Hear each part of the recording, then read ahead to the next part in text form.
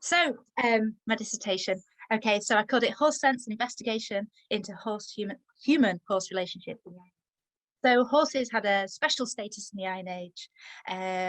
We know they were used for chariot driving, riding, warfare, but we have evidence for the special status that above all other animals, they were held in very high regard. And we have this evidence from faunal remains, such as here, Pocklington horse chariot burial recently. We have evidence from metalwork, such as this beautiful bit, which you can see at the British Museum. Likewise, the Stanwick horse mask. And archaeologists are interested in horses and human relations. And we have a picture here of a reconstruction of an Iron Age chariot with two very cute ponies. But I always knew I was going to do my dissertation on horses because I'm pretty horse mad, and I saw a gap in our understanding of human horse relationships. And it started from this quote by Tacitus, which I'm not going to read out to you, but it's it's where Tacitus, and it's after the fact, and it's take it with a pinch of salt. And he's talking about Iron Age people from Gaul and how they tied an unbroken horse to a tree and then brought him out and watched him and listened to him, and therefore they could predict the future. And it was with this quote I started to think more about horses and of our understanding, kind of Iron Age horse whispery kind of thing. And I thought, that's the gap. We don't know how they broke or trained these horses, or what was it that made them so special? What did they admire? What qualities did they want above all else? And I've just got up there a panel from the Gunderstruck Cauldron, and that's from a Roman perspective, where they talk about the well-known brilliant horsemanship of Iron Age people. So I wanted to see what characteristics and bring in horse psychology, horse behaviour, veterinary science, and I wanted to know how to do this. And I thought the best way would be to look at horse iconography firstly, and to see if we could see these qualities reflected, and perhaps then see it reflected in perhaps horse gear, and therefore how they trained and broke these horses. So for the sake of the dissertation, I had to choose a collection. I had to have a discrete collection. So I chose the northeastern coins ascribed to the tribe of the Coiltavi, and here's some coins here, and they come in silver and gold, quite simple. And there's been studies that suggest that overall Iron Age coins, the silver were for kind of local distribution, and the gold were for more distant distribution. So I had to decide on a methodology. So I decided to characterize the characteristics of the horse. By doing this, I first looked at disarticulation. And you can see from these coins that some of these horses look like horses, their legs are attached to the bodies, and some of these coins, they're a total mess. So I assigned them from realistic to a total mess. And then I looked at the degree of movement. It's quite subjective, but I decided that some horses on these depictions were representative of more movement. For example, up here, we have a horse that is probably leaping. Over here is probably only walking about. So I did a level from 1 to 5 of movement. Then I looked at the angle of the tail. Now, the angle of the tail, the height of the tail is really important in horse behavior. And, you know, for example, a high tail could show excitement, readiness to mate, high movement, whereas a low tail may show a depressed horse, fear, no movement. So I ascribed numbers to this as well. The neck is really important in modern horsemanship. We like to see an arched neck on a horse. It's accepting its bit. We love that. And so I assigned it high, medium and low, and whether it was arched or not. And you can see various variations in these horses.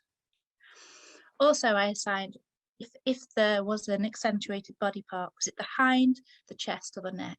And I was hoping to see perhaps maybe the chest would mean maybe it was more for chariot driving, or the hind showing strength, all these things that we ascribe to horses anyway. Ears and eyes. Ears were either present, not present, forward or back. Again, ears can tell us a lot about the horse. You know, forward, it's responsive, it's alert. Perhaps back, it might be submissive, or it's in fear. Eyes, they could be large or small, present or not present. And also, only looking at these coins did I realise that perhaps there was a harness or something else that was present. Luckily, so there's over 4,000 of these northeastern coins on the PAS, but luckily I didn't have to go through them all as they've all been ascribed to type. So I went through just the ancient coins of Britain and did it from the type. And the results showed an absolute disparity in the metal type. So we have the gold and the silver. And I'm not sure if this might be too small, but the gold showed a high level of disarticulation, so that kind of unreal depiction of a horse, high movements, so leaping. There was arch neck. Arch neck is shown on both. Sorry, that's coming up. And the chest is accentuated, possibly to do with chariot riding. The silver was more kind of realistic, low movement. The chest and hind were accentuated. Again, it had this arched neck. Harness was often present. The tail was usually present, often raised. Eyes not always present, but also, and possibly most compellingly, a short body type appears in the later series. So this result I was absolutely overwhelmed with and just thought it's brilliant. So it's what I've interpreted as the appearance of foals. So it's in series 2 and 3, which has been ascribed to the dates AD 25 to 47, which is a lot of things were going on then. So it's quite exciting. Now I ascribe this foal body shape. So it's a short body shape with long legs and a very short high tail, a kind of frolicking foal. And I've put up a picture here from the Coatbrook stud of a few hours old foal next to its dam, which shows the short body shape, the long legs and the short tail. And it's interesting to note that horses only retain this shape for a very short period of time, about 6 months. By the time they're a year old, the proportions are much more like an adult horse. So that was extremely interesting results. I then, unfortunately, because of the pandemic, I wanted to go down to the British Museum and have a look at their bits and do a whole study on it. But obviously the pandemic hit, so I was left with pictures. So with the coins, I looked at the training and the breaking. And obviously we've talked about the neck, how it was arched. And this is something we really want in modern day riding. We want the horse to have an arched neck, mouthing the bit. And this is how we encourage this in the modern day, is this rubber snaffle here is what we would use for a young horse to get acquainted with the bit and start mouthing at it, and hopefully to get this shape, which is a bit accentuated in this dressage horse.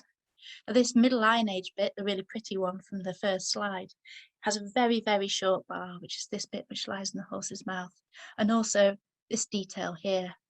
And it's so small and so tiny that it could only possibly be used in a very, very small mouth.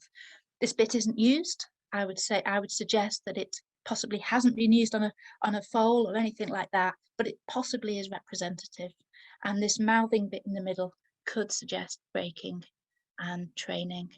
I've put up this frieze of the 4 horses' head, which is quite a famous thing here, and you can see that these horses all have the nose tucked in, very much like this dressage horse, but they're not wearing any tack, and I think that's quite interesting, that often it's omitted even when the horses are quite obviously being ridden. We don't need bits to ride horses, to train them, sorry, and this foal here is learning his job next to probably his mum, and that's been going on for a very long time. So with the silver and the gold, with this disparity, I concluded that gold was more fluid, lots of movement and freedom, and the silver coins were kind of more domesticated. So we have the horses and we have this kind of wild versus domesticated. The gold is wild, the silver is domesticated. And it's often we think of horses as either one or the other, but in actual fact, horses are both at the very same time. And we can see this in other Iron Age studies, which discuss the idea that against kind of the Roman way of working the horse all year round. It's been suggested that Iron Age horses were kept wild as part of a herd and maybe rounded up for work. It's also suggested that horses weren't used as much as we thought. They were definitely more of a status. So horses can be both. We want to harness what is wild and make it domesticated, and both sides of the horses are revered. So a horse has and is both of these qualities, for it can roam as part of the herd and also be harnessed under saddle. And the picture I have here is from Siberia, and it's the Wild Horseman. I can never say it, so I won't say it. And what they do is their horses are wild as part of the herd, and they round them up for selling and re-breaking or breaking in, and the horses remember their jobs from the previous year. So my research, I think the most important thing was the foals. I don't know what they represent. They roughly correspond to the time of the Roman invasion, and I feel like that could be explored more. If you want to read more about Iron Age and horses, then I've put some reading lists up there.